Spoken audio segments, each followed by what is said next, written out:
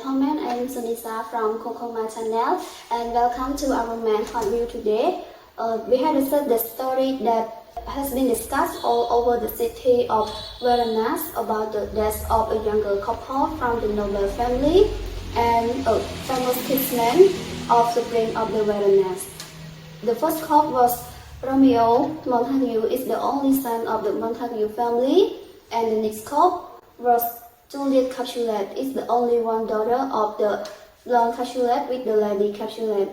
And the last couple was identified to be a kinsman of Vathnakoudom, Count Paris. And the information has been given that not long after the sudden death of Thibault, there was an announcement of the flash marriage of Juliet. And the mysterious death of Juliet died was brought out. Researcher has found that Romeo and Count Paris were also killed in the war of Capulet family. So if you guys want to find out deeply in this story, let's meet our reporter Neng at the city of Laurence. Thank you, Ms. Sonisa. I am Maneth. Now I'm reporting from the city of Laurence where an accident happened. At the scene, we saw a lot of people are standing around the Capulets and we don't know what happened exactly. They look so sad and mournful, but we have the three witnesses will describe detail about the event. So, without further delay, move to the first witness, who is the Romeo servant and the class friend. He is the person who knows about the Juliet deed and tell the Romeo. Now, I'm standing eyewitness with Mr. Balthasar. Hello, Mr. Balthasar. Hello. Could you tell me a little bit about what you saw in the incident of Juliet and Romeo? Yes. Personally, I am a personal servant of young master Romeo as well as the Kongkea family. Well, at that time, actually, I was hanging out in the market and I heard about the rumor about Juliet death, and I completely shocked about the news, and I walked out of the town and rushed to Manchester to meet Romeo as soon as possible. And when I met Romeo, I told him about the rumor, and at the time it was really sad about the rumor that Juliet died. And then I saw him walk into the drugstore, and I didn't notice anything about him. And later on, we arrived at Verona, and then I saw him walk into the drugstore, but I didn't notice him anything. And later on, we arrived at Capulets board. And honestly, I drove to the board from Verona to Mantua and back to Verona again. I was exhausted and I suddenly fell asleep. That's all I am aware of concerning this incident. Thank you, Mr. Balthasar, for the information. And then we move to the second witness. He is the important person who appears to have known the whole story. Hello, Father. Would you mind if I want you to tell us briefly and truly what happened in accident about Juliet and Romeo? Of course, what happened was I was outside approaching the vault and I saw Balthasar, the Romeo servants, and I insisted that I would enter the vault alone.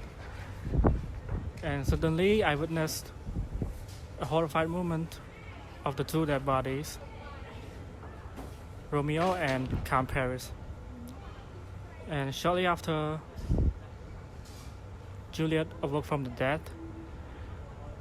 and she saw Romeo's bodies lying beside her, and she started screaming Romeo's name several times. Everyone, they claimed that they saw Juliet stabbed herself after Count Paris and Romeo died. Yeah. Okay, and for the two questions, what was the relationship between the Romeo and Juliet? Since we had never known that both of them knew each other before, and how did Juliet awoke from it? So, could Father can elaborate more on that on? Actually, Romeo and Juliet had just known each other since last Sunday at the party of the Capulets family. From all I know, Juliet and Romeo started to fall in love with each other at the first sight. So I decided to marry them off secretly as per their wish, because I also thought that this marriage would end all necessary conflict between the Capulets family and Montagu family. And as for Juliet woke up from the dead, it was actually the secret plan of ours between mine and Juliet as well. That was when Romeo was banished from Verona, and at the same time, that was the time that Juliet was forced to marry with Count Paris.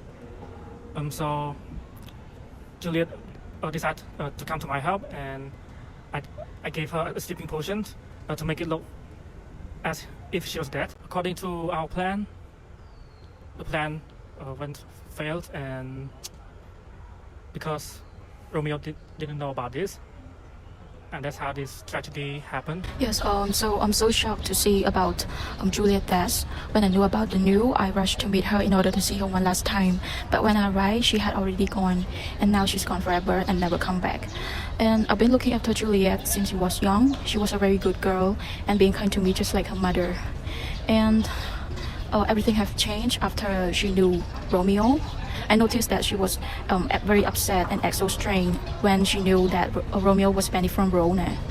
And actually, Romeo is not a bad person, even though the both family are enemy. But Romeo always respect me and never harm me at all. And I try to hide their wedding as a secret, and I know I was wrong, but I just want to make Juliet happy, and so I will try to do everything for her in order to make her happy. And at the end, I don't blame both of them about their death.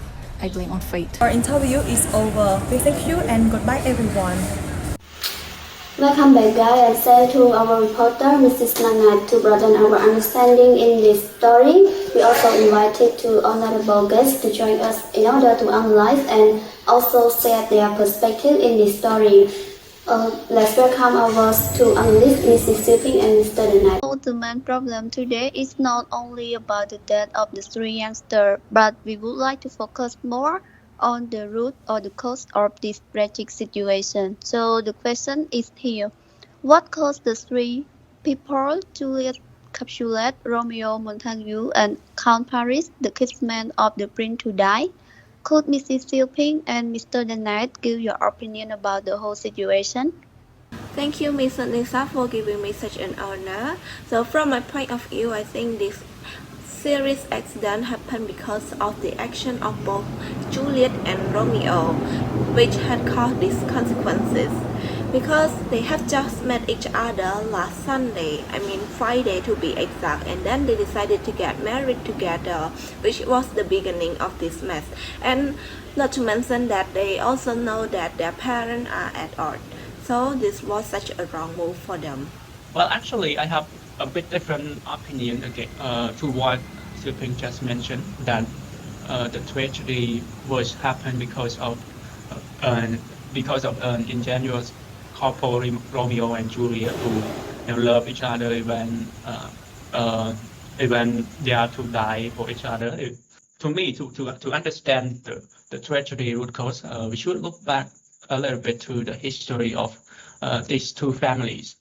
As you know, that the family Romeo and Juliet, this family never lived with each other in harmony. They always have fighting, and the quarrel is prolonged till today. And I'm saying this because let's imagine what happened if these two families understand the value of peace or value of harmony living in the society. I think the tragedy would not happen because it happened because of the agreement between these two young guys. So to me, to sum up, I think the root cause or the tragedy was because of these two family quarrel rather than Romeo and Juliet themselves. I can clearly see your point right here, but I also think there is someone else to blame as well. It was Friar Laurence, the priest in Verona. He was well respected in Verona, and he had a lot of chances to stop this accident from happening, but he didn't. Now look at this. First, he married the couple together secretly without their parents' consent. instead of stopping them despite knowing that both families are at odds for a long time. And one more thing, when the Capulets forced Juliet to marry Count Paris, he could have stopped them, but instead he came up with such a careless plan which had cost the life of 3 young people. So I think he was also to blame as well, in addition to Romeo and Juliet. To me, I would not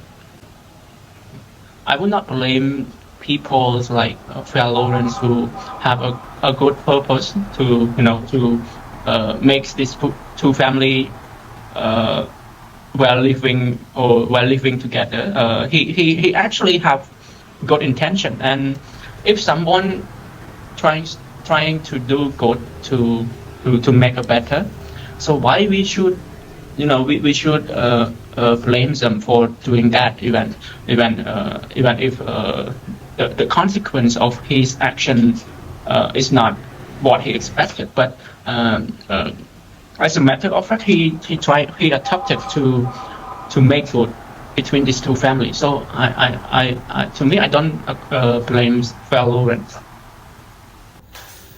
Wow, the debate was absolutely quite serious. Many thanks to our analyst, Mr. Sipping and Mr. Maneth. And since this is a big problem to be discussed, ladies and gentlemen, what is your opinion in this strategies? Now it has become the end of our today news, and thank you so much all the audience that always keep up with us, and have a nice day everyone. We will see you next time.